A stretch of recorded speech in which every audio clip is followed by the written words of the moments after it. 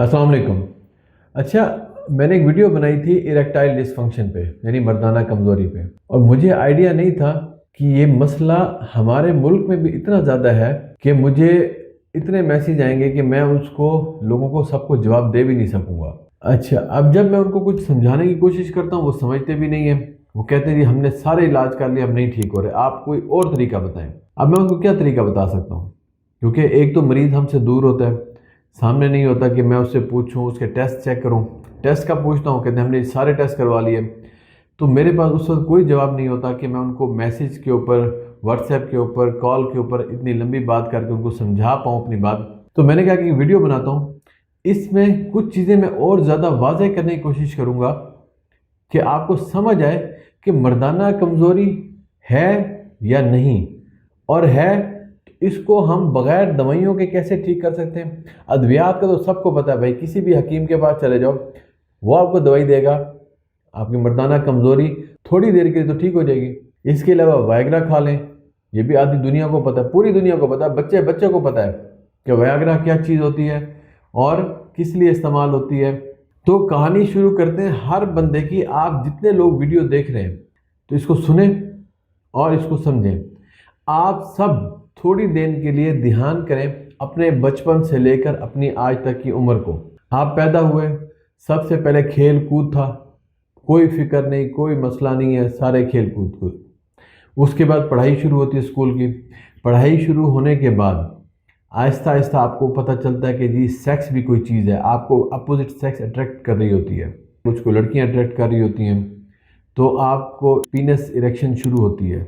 Early morning बच्चे जो होते हैं इनको इरेक्शन शुरू होती है, और ये फिर समझ नहीं पाते, कभी बच्चों से छुपाते हैं, माँ बाप से छुपाते हैं, बताते नहीं हैं, स्कूल में अपने जाके दोस्तों को देखते हैं, उनसे बातें सुनते हैं, तो एक अलग ज़िंदगी शुरू होती है। ये आपने सब ने अपना बचपन सोचना है, बाकी छोड़ दें इस वक्त क्या हालात है, आप उस वक्त को सोचें। आहिस्ता आहिस्ता आप 9-10 साल से होते 11-12 साल में, फिर अगर आपको कोई पता चल जाए कि यार मास्टरबेशन करनी होती है, तो आप एक नई लज्जत का शिकार होते हैं, आप मास्टरबेट करना शुरू करते हैं, तो आपको 15-20 मिनट के बाद आपका डिस्चार्ज होना शुरू होता है उस वक्त। फिर वो आहिस्ता आहिस्ता वक्त कम होता जाता है, और जैसे आप मास्टरबेट करते हैं आपका डिस्चार्ज हो जाता है।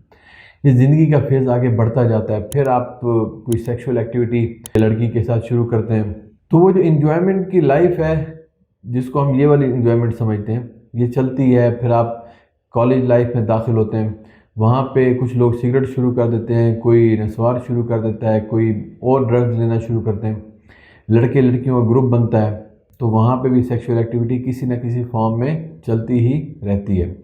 बहुत कम लोग ऐसे होते हैं जो ना मास्टरबेट करते हैं, ना किसी गलत सेक्सुअल एक्टिविटी में इन्वॉल्व होते हैं। वो लोग जो बचपन में मास्टरबेट भी नहीं करते और ना ही किसी गलत एक्टिविटी में शामिल होते हैं, जो लोग सेल्फ कंट्रोल करते हैं, ठीक है ना जी, जो सेल्फ कंट्रोल करते हैं, अल्लाह की तरफ से उन पे ख़ास इनायत होती है, वो बहुत कम लोग आपको मिलेंगे।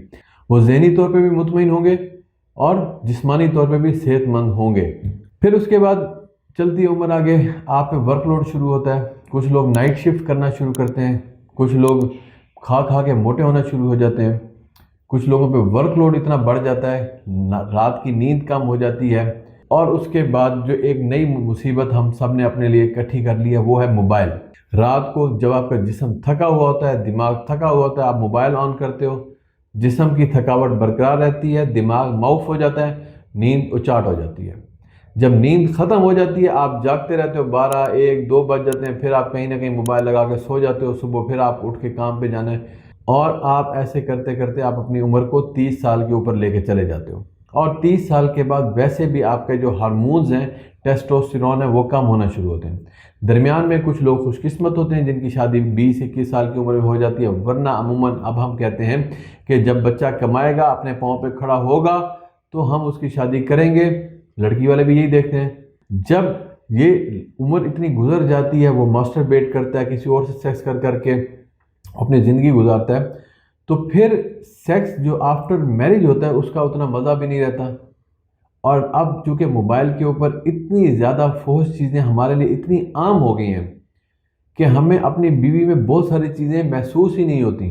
ٹھیک ہے، جیسے ڈاکٹر ذاکر نائک صاحب نے فرمایا تھا کہ اگر آپ کسی بھی لڑکی کو اگر 20 منٹ دیکھتے رہے اور آپ میڈیکلی فٹ ہو تو ممکن نہیں ہے کہ آپ کا ذہن خراب نہ ہو.